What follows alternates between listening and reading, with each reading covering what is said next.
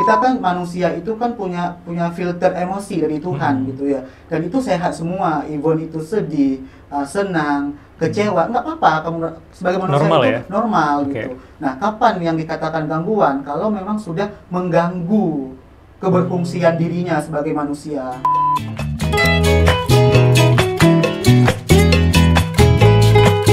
Oke, kalau kita mendengar berita-berita akhir-akhir ini Pak Haikal, itu banyak sekali kenakalan remaja ya yang terjadi ya.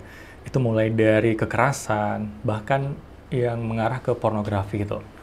Nah, menurut Pak Haikal, bagaimana pandangan seorang psikolog mengenai perkembangan aktivitas kenakalan remaja ini dari coping strateginya itu? Oke, berarti kita bicara coping strategi ya. Coping itu cara gitu ya, cara kita menyelesaikan masalah gitu. Kenapa terjadinya misalnya proses kenakalan ya, dan lain-lain, kenakalan di apa yang mengganggu diri dia atau yang sudah mengganggu orang lain, itu pasti ada sebabnya. Dan perilaku itu adalah manifestasi dari masalahnya gitu. Bisa jadi itu bentuk dari mereka menyelesaikan masalah itu sendiri, coping stresnya gitu kan. Nah, kita perlu melihat dulu secara core masalahnya itu ada di mana gitu. Karena kan setiap orang kan beda-beda ya. Karena kan anak-anak remaja itu kan hidup di 3 lingkungan, rumah, masyarakat, dan sekolah. Kan gitu ya. Bisa jadi masalah yang disebabkan ini nggak semua ini berkontribusi, salah satunya saja. Kita lihat dulu, kalau misalnya masalahnya itu ada di rumah, berarti rumahnya dulu yang kita perbaiki. Kalau lingkungannya, berarti lingkungannya yang kita manage. Kalau lingkungan sekolahnya, berarti kita orang tua mencari sekolah yang bagus gitu kan, yang ada pemahaman nilai agama, sosial, dan lain-lain gitu. Nah, coping stress remaja sekarang itu memang umumnya itu melalui sosial media. Gitu ya. Kenapa sosial media? Karena di sosial media bisa mengekspresikan banyak hal gitu. Mungkin TikTok gitu ya. TikTok itu kan banyak, itu orang-orang yang punya masalah itu ke TikTok semua larinya gitu. Bisa jadi dengan dia buat video-video yang lucu gitu ya, atau dia berbagi sharing atau apapun itu sebenarnya cara menghibur diri sih gitu ya.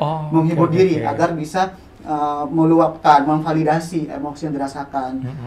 Kenapa melakukan demikian? Ya itu tadi, karena dia nggak mendapatkan tempat untuk dia memvalidasi emosinya. Terutama apa? Keluarga kan, pastinya. Keluarga gitu. Kembali lagi keluarga. Kenapa kembali ke keluarga? Kalau kita bicara anak, terutama remaja, itu nggak bisa kita lihat secara single case remaja itu sendiri. Tapi juga kita harus lihat secara helikopter review gitu, secara komprehensif. Ada kontribusi orang tua di sini.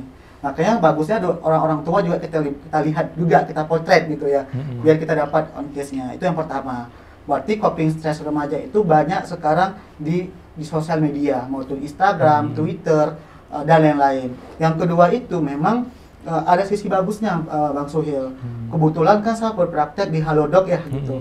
Saya psikolog asosiasi Halodoc, dan itu banyak banget para remaja itu yang konsul ke psikolog gitu via Halodoc. Melalui aplikasi itu ya? Melalui aplikasi. Tandanya apa? Mereka itu udah cukup aware gitu. Tapi ketika kita lihat lagi, ini simple masalahnya. Simple sebenarnya, nggak harus ke psikolog kok. Cuman ya itu tadi, dia nggak tahu tempat di mana untuk bisa memvalidasi emosinya gitu. Bisa jadi mungkin anak-anak sekarang kan sudah cukup aware dengan mental health, tapi kan nggak semua orang tua paham pentingnya mental health gitu. Berapa kasus yang saya temui ini, kenapa kamu sampai self harm? Self harm itu kan yang sudah melukai diri sendiri gitu ya. Gitu. Kenapa gitu? Saya dari dulu kepengen ke psikolog gitu. Tapi orang tua saya nggak kasih. Kata orang tua saya itu saya kurang ibadah, kurang iman gitu. Ya benar kalau kita pakai secara agama, tapi kan ini kan dua hal yang berbeda gitu. Ini secara medis, ini secara agama gitu ya. Nah, belum terlalu aware gitu. Makanya anak sudah butuh, tapi kan nggak didukung dan lain-lain gitu ya. Jadi kalau saya lihat, ada yang memang mereka sudah aware dan sudah mendapatkan akses. Ada yang masih melakukan itu dengan cara yang tidak sehat. Misalnya minum ya, merokok gitu, berjudi, agresif ya, dan yang lain gitu. Itu sih kalau saya lihat. Jadi nggak bisa kita samaratakan negatif, enggak. Ada yang bagus, ada yang tidak gitu. Artinya Pak Haikal, ketika anak-anak remaja nakal itu sebenarnya ada kebutuhan yang belum terpenuhi ya dari orang tuanya mungkin. Benar, pasti. Sangat pasti. Itu kalau kita bicara trauma ya, teori trauma. Cuman kan nggak mungkin kita bahas di sesi ini gitu ya. Nah itu kan dalam banget. Jadi secara umum seperti itu, ada kontribusinya. Kalau nggak keluarga mungkin lingkungannya. Karena ada juga kan lingkungan keluarga kan udah bagus segala macam. Tapi kok ini ada yang berbelok misalnya begitu ya. Berarti kan ada peranan lain, lingkungan dan lain-lain kan. Gitu. Jadi belum menjamin sih keluarganya itu sudah mengemas dengan rapi, anaknya itu juga akan rapi, belum tentu. Kembali lagi gitu ya, takdir masing-masing orang beda-beda ya. Nah, namun Pak Haikal, apakah kenakalan itu masuk ke dalam mental health juga? Jadi artinya ketika dia punya sesuatu mental health-nya kurang agak terganggu, dia menjadi nakal atau seperti apa tuh? Oke, ini kan kita kan bicara terkait mental health gitu, konsep psikopatologi, konsep gangguannya. Kita di sini jangan dikit-dikit mental health, kan gitu ya, jangan dikit-dikit mental health gitu. Oh sedih, kayaknya aku punya mental health. Enggak gitu ya. Kita kan manusia itu kan punya filter emosi dari Tuhan gitu ya. Dan itu sehat semua, even itu sedih, senang, kecewa, nggak apa-apa, kamu sebagai manusia normal itu ya? normal gitu. Nah, kapan yang dikatakan gangguan? Kalau memang sudah mengganggu keberfungsian dirinya sebagai manusia, baik itu relasinya dengan keluarganya, dengan orang kantornya, sosialnya, bahkan dengan pasangannya. Udah ada impact nih ke orang-orang sekitar gitu. Jadi kalau misalnya nakal, nggak mau cuci piring misalnya, oh ini mental health nih, gitu. Enggak juga gitu. Itu wajar ya, normal wajar, ya? jadi kita perlu melihat konsep wajar nggak wajarnya itu. Oh iya. Nah namun kalau Ustadz Ilham ya, saya mau tanya dari sisi agamanya nih. Kan sekarang banyak sekali remaja-remaja yang memang mengalami gangguan mental gitu. Kalau dari data mental health di tahun 2022, itu 1 dari 3 remaja itu mengalami itu, depresi, kayak anxiety, cemas, segala macam. Banyak yang bilang kayaknya kalau misalnya ke orang tua takutnya nanti disuruh zikir, disuruh sholat. Saya merasa mereka mungkin tidak kenal substansinya gitu, yang kayak tadi Ustadz bilang ya, masalah mencari ibu itu segala macam itu tidak dijelaskan. Kalau menurut pandangan agama seperti apa Ustadz? Ya, saya masih tetap dengan kondisi pendapat awal tadi, bahwa pada dasarnya semua manusia ini diciptakan sama oleh Allah. Dari dulu sampai sekarang sebenarnya potensi yang kita miliki sebagai anak yang terlahir itu sama. Artinya saya termasuk tidak begitu sepakat dengan generasi Gen Z, generasi milenial, generasi ini dan sebagainya. Karena yang membedakan bukan generasinya, yang membedakan itu sebenarnya lingkungannya. Oke, lingkungannya yang berbeda Ustaz. Lingkungannya yang berbeda. Sementara orang yang datang itu sama. Iya. Dan orang yang dilahirkan itu Allah sudah desain bahwa mereka itu akan sanggup menghadapi semua lingkungan yang akan datang. Itu sudah desain, itu janji Allah itu. Ya. La yukallifullahu nafsan illa wus'aha. Allah tidak akan membebankan kecuali yang sesanggup mereka saja. Ya kan? Itu satu. Yang kedua, persoalan utamanya adalah karena banyak sekali informasi sekarang yang berseliweran dan tidak semua informasi itu benar. Saya sepakat tadi dengan Bang Haikal bahwa banyak sekali anak-anak remaja sekarang ini yang melakukan self diagnosa. Jadi kan dia baca 2 bait misalnya di artikel entah siapa yang tulis, bisa jadi bukan psikolog yang tulis. Bener-bener. Ya kan? Atau Google saya bilang tidak semua psikolog juga orang yang benar. Ya kan? Ada juga psikolog yang mungkin terpapar dengan sekularisme, konsep-konsep ateis dan sebagainya kan. Tapi dia ikut nulis kan? Dia ikut nulis dan anak kita baca. Dan ketika dia baca, masuk dalam pikiran dia. Karena anak-anak cenderung mencari pembenaran, dia tidak mencari kebenaran. Dia mencari pembenaran, yang membenarkan apa yang dia lakukan, dia suka tuh. Memvalidasi ya? Validasi. Dan di kondisi itu, dia akan mengatakan bahwa aku mental health nih. Kita mencari pembenaran tadi Ustaz ya? Betul. Ada teman yang cerita bahwa anaknya seperti itu juga. Jadi mental health banget anaknya, mengaku mental health dan minta ke psikiater secepatnya. Ke psikiater. Dibawa psikiater. Apa kata psikiater? Enggak kok. Ini bukan mental health. Ini cuma gangguan mood saja. Mood swing aja. Mood swing aja. Masalah kamu, kata psikiaternya. Masalah kamu adalah kamu memupuk bad mood itu, kamu pupuk sehingga supaya orang yakin bahwa itu mental health. Wah, jadi kayak supaya tren aja gitu ya? Ya, ngeri kan? Jadi ngeri, itu gara-gara tulisan. Saya mendapatkan beberapa kasus yang demikian. Karena saya kebetulan wakil dekan 3 di kampus, jadi terhubung dengan mahasiswa. Jadi setidak-tidaknya sedikit banyak jadi psikolog juga untuk mereka. Ya, karena mereka kalau ada masalah datang ke saya kan. Nah, jadi kondisi yang seperti itu saya perhatikan. banyak yang self diagnosa tadi, yang kemudian langsung mengatakan, aku begini loh, jangan ganggu, aku lagi begini nih. Nah, dan dia meyakinkan orang lain bahwa dia begitu. Ketika ada orang lain yang kemudian mengatakan, enggak, kamu enggak apa-apa, kamu sehat, kamu kuat. Enggak kok, aku. Nah, justru dia yang berusaha meyakinkan dirinya bahwa dia sakit. Nah, itu persoalan, ya. Nah, jadi lagi-lagi saya mengira kita memang sudah sulit nih, karena kita sudah hidup di pinggir laut istilahnya. Cepat atau lambat kita akan terkena air, kan. Kita sudah terbuka dengan informasi yang sangat banyak, maka itu tidak mungkin kita bendung. Itu tidak mungkin kita bendung. Maka satu-satunya cara adalah memang sejak awal meyakinkan si anak tentang ada zat yang luar biasa, yang sebenarnya sudah memberi janji kepada kita bahwa kita tak perlu anxiety, tak perlu depresi, tak perlu ini itu. Nah, kalau kita trust in him, percaya sama dia. Karena depresi dan anxiety itu hanya dua saja masalahnya. Kita disebut dari overthinking sekarang. Kan? Overthinking. Nah, overthinking itu ada dua sebenarnya. Kita terlalu besar harapannya untuk masa depan, atau kita tidak bisa memaafkan masa lalu kita. Cuma itu saja. Dalam bahasa Al-Quran itu disebut dengan la khaufun alaihim wa la hum yahzanun. Kamu tidak perlu khawatir dengan masa depanmu dan tidak perlu bersedih dengan masa lalu. Dan itu hanya akan didapat kalau dalam Al-Quran, ya. Kalau kita mengikuti apa yang disebutkan, diatur oleh Al-Quran. Itu Al-Baqarah ayat 38. Clear sekali sebenarnya. Cuman ya seperti tadi, kalau kita bicara ini pada remaja, mungkin dianggap klise, ya. Iya, padahal sudah lengkap Ustaz ya sebenarnya. Betul, makanya saya merasa terpanggil juga. Jadi kami sekarang ini punya kajian juga, kanal namanya, kajian milenial. Itu khusus anak-anak remaja. Ini lagi puasa, lagi off dulu. Mungkin Instagramnya Ustaz bisa di-sharing? Ya, insya Allah, ya. Jadi kanal. Jadi itu khusus memang kita mau sentuh remaja dari sisi agama, tapi secara tidak biasa. Tidak dengan cara orang tua. Nah, ya, bahkan narasumber utamanya saya, bahkan saya datang dengan lengan pendek, kadang-kadang nggak berpeci. Santai ya. Supaya saya kira itu sudah dimulai oleh banyak orang. Misalnya kalau di Bandung tuh ada Hanan Ataki, ya, yang benar-benar begitu.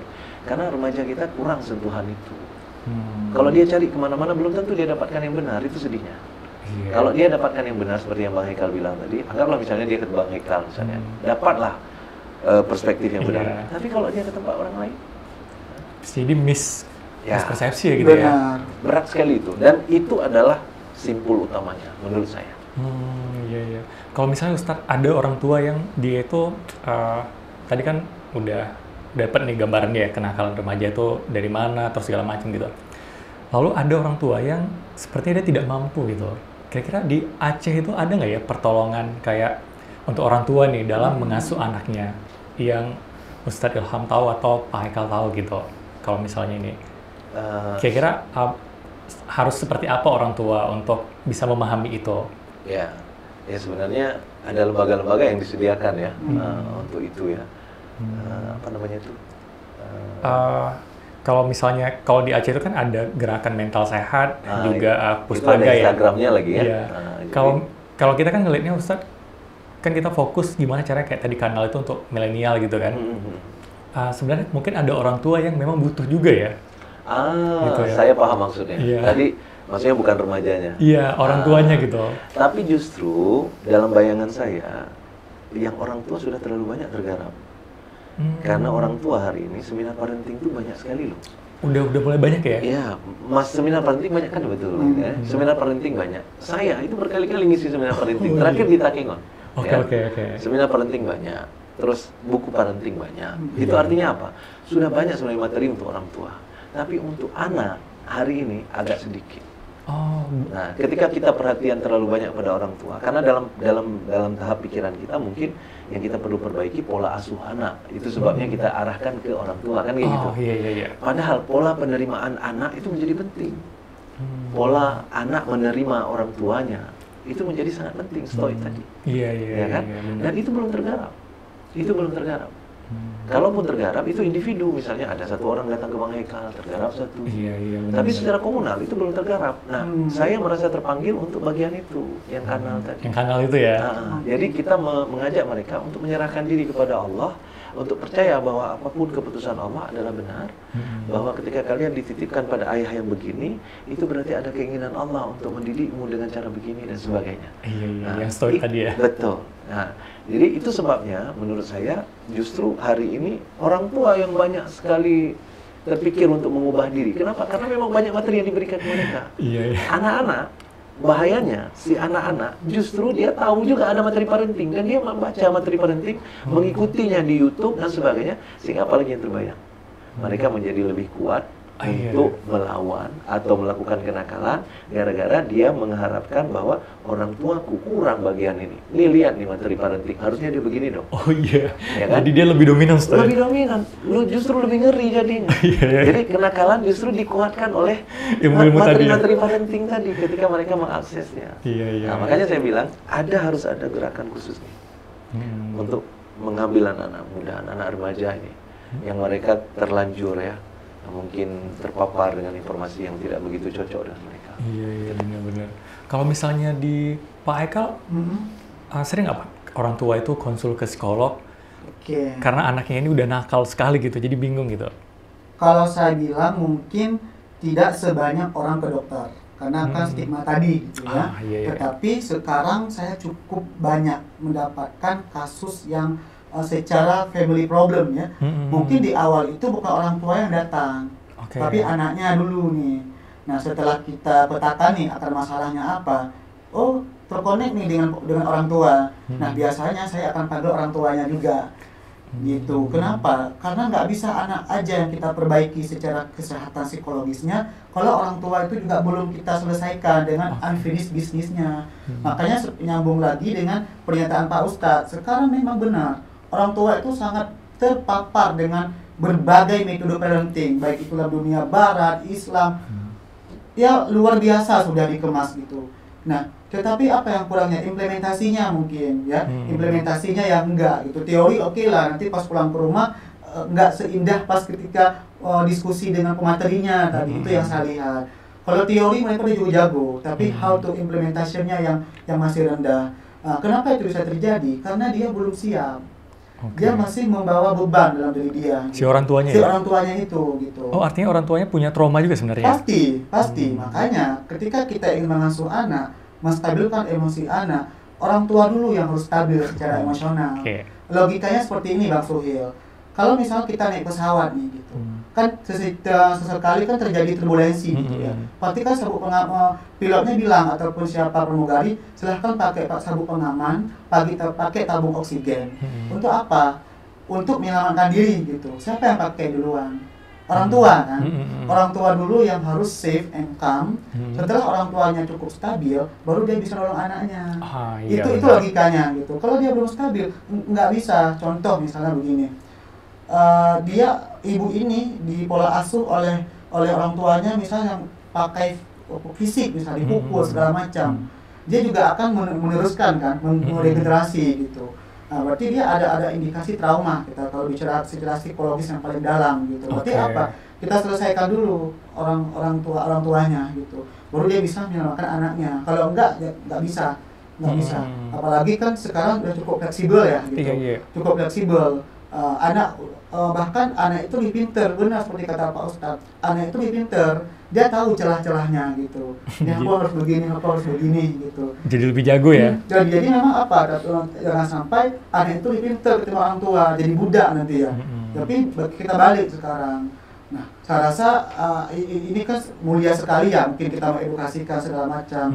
Seperti kata Pak Ustadz, nggak sesederhana kita buku parenting gitu ya kita baca. Semua anak punya versinya masing-masing ya? Unik, berbeda gitu ya, makanya kalau kita bicara kasus di keluarga itu kan banyak sekali part-partnya. Jadi kita kan mungkin sebagai orang tua, kita lihat dulu nih mana dulu yang mau dibenahi gitu. Mungkin yang kita bicarakan ini lebih umum ya, nggak spesifik gitu. Oke. Menarik sekali ya. Jadi kalau misalnya saya lihat ya, Pak Ustadz dan Pak Haikal, zaman sekarang itu menjadi sebuah tren di mana mental health itu menjadi seolah keren gitu. Itu sebenarnya kenapa ya bisa seperti itu, Pak Ustadz? Itu yang saya bilang tadi.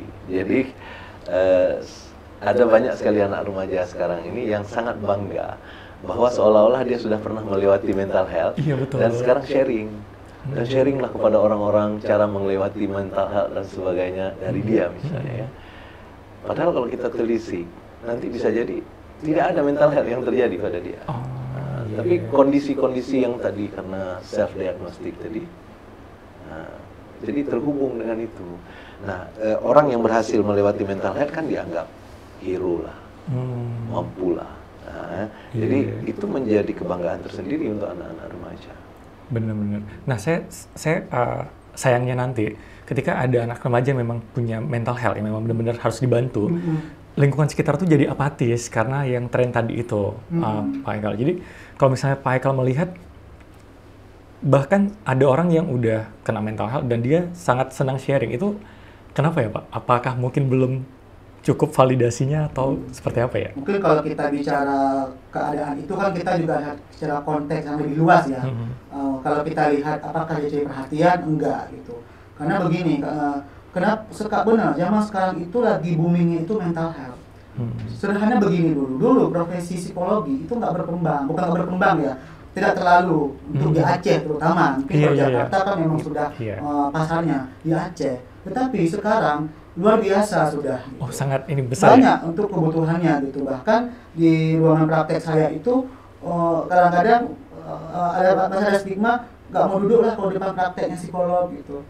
Takutnya tidak orang psikolog ya gitu. Gitu karena kan bersebelahan dengan dokter segala macam gitu. Tetapi yang saya hargai di sini adalah kemauan mereka gitu. Kemauan mereka untuk terhubung dengan profesional. Kalau memang itu benar-benar case secara kesehatan mental. Kesehatan mental itu sangat luas banget, Bang Suhil. Mungkin kalau kita bicara yang sering terbayang oleh orang, mungkin hanya di depresi, kecemasan gitu ya, stres itu kan yang paling umum gitu. Enggak. Jenis-jenis gangguan mental itu juga sama banyaknya seperti sakit fisik gitu. Banyak sekali gitu. Makanya untuk benar enggaknya dia terdiagnosa, maka itu harus dilakukan oleh profesional gitu. Ada alatnya juga, misalkan kalau ke dokter itu kan cek darah dulu ya, kita konfirmasi, USG dulu, ronsen dulu, psikolog juga demikian gitu.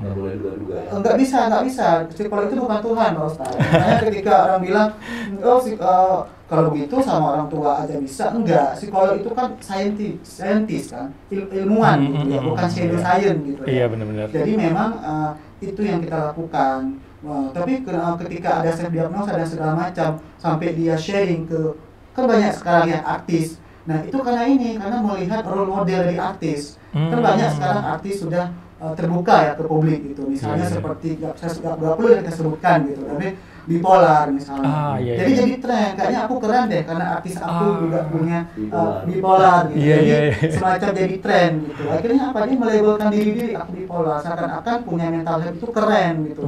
Ketika sharing mental health kekinian banget gitu ya. Padahal enggak seperti itu realitanya ya. Cuma kan yang berkembang di masyarakat demikian gitu Bang Suhil. Jadi beda sama sharing penyakit kurap misalnya. Keren banget gitu. Gak keren banget gitu. Keren gitu. Bahkan dilihat up to date banget gitu ya. Mungkin bahkan yang kena mental health dia tidak mau sharing bahkan ya. Maksudnya dia kayak tidak mau harusnya sebenarnya kan begitu. Kan kita malu bahwa mental kita terganggu. Benar. Kayak kurap tadi ya. Sebenarnya. Cuma tiba-tiba kok jadi tren untuk sharing. Oke, baik. Menarik sekali. Nah, kira-kira apa ya harapan Ustadz Ilham dan Pak Haikal untuk orang tua dalam meningkatkan pola asuh yang positif untuk anak remaja? Mungkin mulai dari Ustadz Ilham dulu. Ya, saya rasa semuanya berawal dari niatnya. Innamal a'malu binniyat. Jadi kalau niatnya sudah jujur, kita berusaha sekuat tenaga, selanjutnya serahkan sama Allah Subhanahu wa taala. Jadi karena kalau kita kita ukur berdasarkan hasil, maka kita akan melihat nanti segala sesuatunya secara mengecewakan karena kita tidak punya kemampuan untuk menentukan hasil. Nabi Nuh itu kan keren dong, Nabi ya. Masa Nabi nggak punya ilmu parenting? Tapi anaknya justru kafir. Ya. Nah itu mungkin adalah contoh yang Allah tampilkan pada kita supaya kita juga paham bahwa masalah anakmu menjadi nakal atau tidak itu bukan kekuasaanmu yang menentukan. Kamu boleh saja berusaha sekuat tenaga, tapi anakmu bisa saja nanti luar biasa nakalnya. Iya. Kayak Pak Haikal bilang tadi, kadang-kadang kita lihat sisi keluarganya, yang lain di komponen keluarganya semua bagus, tapi dia sendiri kayak outlayer gitu ya. Ada apa ini dia sendirian kan, kayak gitu. Bisa jadi bukan masalah keluarga, ada masalah lain, tapi meledaknya di keluarga atau apa misalnya ya. Jadi saya kira yang pertama kita harus jujur, punya niat yang benar, kemudian kita usaha semampu kita. Udah, saya kira itu saja yang menjadi kunci. Selanjutnya serahkan pada Allah Subhanahu wa taala. Saya suka dengan kata-kata stoik tadi. Ya. Benar. Sangat relevan sebenarnya ya. Ya, jadi istilahnya itu tawakal tadi ya. Tawakal tadi. Oke. Kalau Pak Haikal gimana, Oke, Pak? siap. Benar. Tawakal gitu ya. Mungkin kalau secara psikologi ada istilah acceptable gitu ya. Penerimaan gitu. Iya. Penerimaan kita terhadap apa yang Allah berikan kepada kita seutuhnya tanpa adanya rasa untuk memberontak gitu atau membandingkan dengan orang lain. Nah, itu ada konsepnya gitu. Cuman karena konsep ini kan sudah dijelaskan sama Pak Ustadz gitu kan. Mungkin saya ulang-ulang lagi gitu ya. Mungkin saya berbicara secara umumnya saja ya. Oke. Ada beberapa tips bagi orang tua yang mungkin ingin mendidik anaknya gitu, meskipun setiap orang tua punya pola komunikasi yang berbeda-beda. Yang paling penting adalah interaksi dan komunikasi dengan orang tua dan anak. Itu kalau kita bicara case keluarga, itu core-nya itu ada di interaksi dan komunikasi. Komunikasi bagaimana? Bersikap terbuka dengan anak. Itu yang pertama. Yang kedua apa? Flexibility, fleksibel dengan anak. Jangan sampai ada unsur-unsur dari ideologi orang tua yang ditanamkan ke anak gitu. Misalnya dipaksakan, kamu harus masuk kuliah ini, kamu harus kerja begini, kamu harus begini. Enggak. Kembali lagi kan seperti kata Pak Ustadz, kita itu unik gitu ya. Kita punya potensi yang berbeda-beda gitu. Kalau misalnya ada orang tua yang seperti itu, mungkin itu bisa dipertimbangkan lagi gitu. Karena saya beberapa kali mendapatkan pasien yang memang terlalu real self sama ideal self-nya itu nggak sinkron, nggak sesuai gitu. Maunya dia sama orang tua nggak sesuai gitu. Bukan berarti nggak sesuai ini kita kan nggak konteks lagi ya gitu. Kalau kita bicara persoalan agama itu kan harus satu suara ya. Tapi kan kalau hal duniawi kan belum tentu ya Pak Ustadz ya. Gitu. Itu yang pertama. Yang ketiga, memberi batasan yang jelas gitu. Bukan dimanja tapi tegas. Kalau salah bilang salah, kalau benar bilang benar gitu. Jadi anak itu punya batasan gitu. Dan yang terakhir adalah kalau memang dilihat memang ada indikasi-indikasi yang mengarah ke mental health lagi nih gitu kan. Tidak ada salahnya untuk dibawa ke profesional gitu. Karena profesional itu yang lebih paham terkait perkembangan mentalnya gitu. Meskipun secara pendekatan agama sudah dilakukan, itu wajib. Agama itu kan wajib, kewajiban gitu. Sakit nggak sakit kan juga harus ke agama kan, dia kan gitu ya. Jangan tunggu agama dulu, sakit dulu baru ke agama. Tapi kita juga punya dunia ikhtiar gitu. Seperti kata Pak Ustadz, ada takdir, tapi kita sebagai manusia juga butuh ikhtiar gitu. Itu saja sih. Selebihnya saya rasa udah luar biasa. Oke, baik. Terima kasih banyak untuk Pak Haikal dan Ustadz Ilham. Banyak sekali materi-materi baru dan ilmu-ilmu baru yang saya sendiri baru dengar nih. Ya, baik teman-teman, untuk informasi lebih lanjut terkait kesehatan mental, teman-teman bisa follow Instagram dari Gemes, yaitu Gerakan Kesehatan Mental Aceh, dan juga Puspaga. Terima kasih buat teman-teman yang telah mengikuti dan telah menonton dari awal hingga akhir. Dan teman-teman, program ini didukung oleh Yayasan Darah untuk Aceh dan juga UNICEF. Semoga bermanfaat. Sampai jumpa di video selanjutnya. Assalamualaikum warahmatullahi wabarakatuh.